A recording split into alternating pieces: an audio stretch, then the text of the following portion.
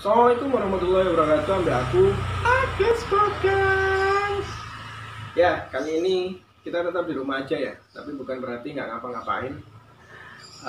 Saya habis menangkap Buraya Plati untuk dipisahkan di tempat lain. Karena kalau Buraya Plati tetap sama indukannya, ada beberapa resiko sih. Yang pertama, dimakan, yang kedua kalah dalam berebut makanan sehingga pertumbuhannya bisa terganggu.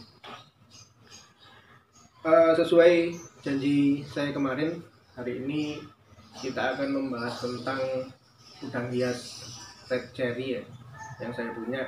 Kenapa sih di tempat saya itu banyak udang hiasnya, di kolam-kolamnya banyak udang hiasnya?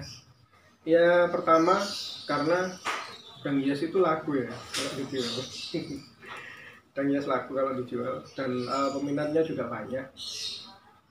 Yang kedua, sebenarnya niat awalnya adalah untuk bersih-bersih. Kalau kita kasih makan ikan yang biasanya ada beberapa makanan yang nggak kemakan, lah itu harus ada tim bersih-bersihnya ya. Di tempat saya tim bersih-bersihnya adalah udang hias ya. Yang saya punya red cherry karena red cherry itu yang paling mudah untuk beradaptasi di segala kondisi. Yang kedua, dia itu tidak memerlukan suhu yang harus stabil lah atau apalah. Intinya di sini berkembang biak. Saya juga dulu pertamanya nggak menyangka ya. Dulu dapat tanaman dari seorang teman YouTuber juga. Dulu dapat tanaman, ternyata di situ di tanaman itu ada banyak udang hiasnya ya. Dan bukan banyak sih sebenarnya, mungkin ada beberapa, tapi saat itu sudah bertelur ya. Jadi saya masukkan ke dalam kolam, ternyata beberapa minggu kemudian saya lihat banyak benih udang hiasnya ya. Dan kemudian saya pindah ke kolam lain dan ternyata sekarang di semua kolam ada udang hiasnya dan berkembang biak. Juga sudah saya jual ya. Dan udang ini termasuk yang saya katakan tadi, termasuk mudah sekali untuk beradaptasi di kolam yang ada banyak ikannya sekalipun.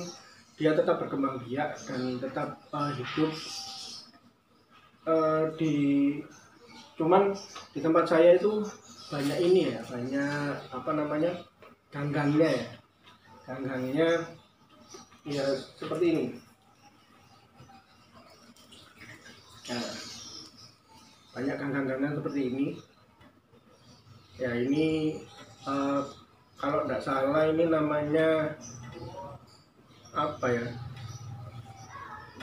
namanya kalau tidak salah ganggang, bukan hidrilla ya, hidrilla tidak seperti ini namanya racun tail, jadi ekor rubah seperti ini.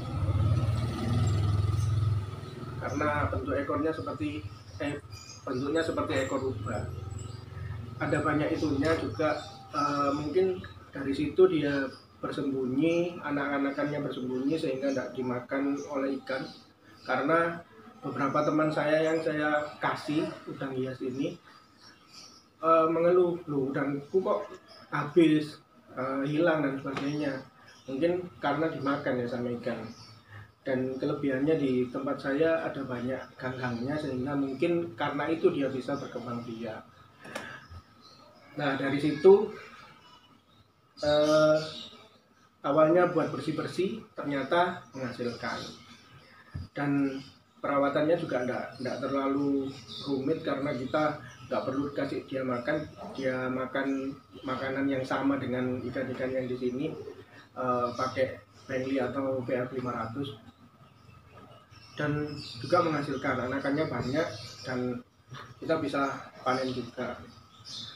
Untuk lebih jelasnya, kalau kalian kepingin tahu gimana udangnya, kita simak video berikut ini. Ini adalah penampakan udang hias red cherry ya dari atas. Dia termasuk pemakan segala ya, pemakan alga, kemudian makan pelet, kemudian ikan yang mati dan sebagainya. Jadi cocok sebenarnya untuk bersih-bersih di dalam kolam atau di dalam akuarium, termasuk di aquascape karena dia makan alga. Jadi walaupun tidak dikasih makan sekalipun dia bisa cari makanannya sendiri ya. Nama latinnya adalah Neocaridina denticulata sinensis merah dan ukuran maksimalnya 1,5 sampai 2 inci, tapi rata-rata 1 inci sampai 1,5 inci ya. Saya belum pernah menemukan yang 2 inci di kolam saya. Udang ini adalah favorit dari pecinta udang hias pemula karena warnanya yang merah menyala dan memang cukup banyak di toko-toko dan di online ya. Jadi cukup mudah untuk mendapatkannya. RCS ini berasal dari perairan Taiwan, Cina, dan Vietnam. Sangat toleran terhadap kondisi air dan suhu, namun mereka akan berkembang biak dengan baik ketika nitrat dalam air mendekati 0 dan pada suhu 20 sampai 27 derajat Celcius. Bisa dipelihara bersama ikan yang lain. Namun jika ukuran udang ini lebih kecil dari mulut ikan yang ada di tempat yang sama, maka akan sangat rentan untuk dimakan ya. Jadi burayanya itu cukup rentan untuk dimakan karena ukurannya sangat kecil. Itulah kenapa udang hias ini perlu adanya tempat sembunyi ya, tanaman-tanaman air yang bisa untuk sembunyi dia. Ya, itu dia bisa makan segalanya, dia bisa makan alga, sisa ikan, bahkan ikan yang mati yang ada di dalam kolam.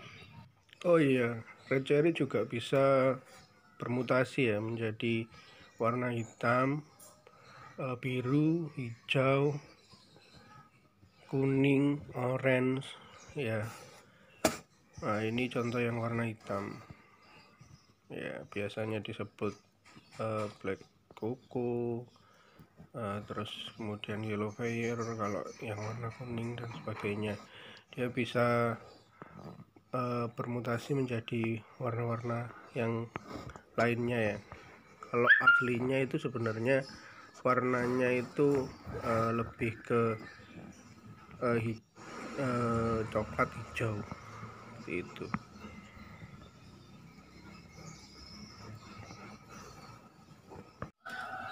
Ya, itu dulu review udang hias red cherry dari kami. Semoga menambah wawasan, menambah manfaat. Kalau misalnya teman-teman kepingin punya, silakan pelihara karena tingkat kesulitannya mudah ya. Dan di kolam-kolam kalian kalau memang kepingin menambahkan udang juga bisa.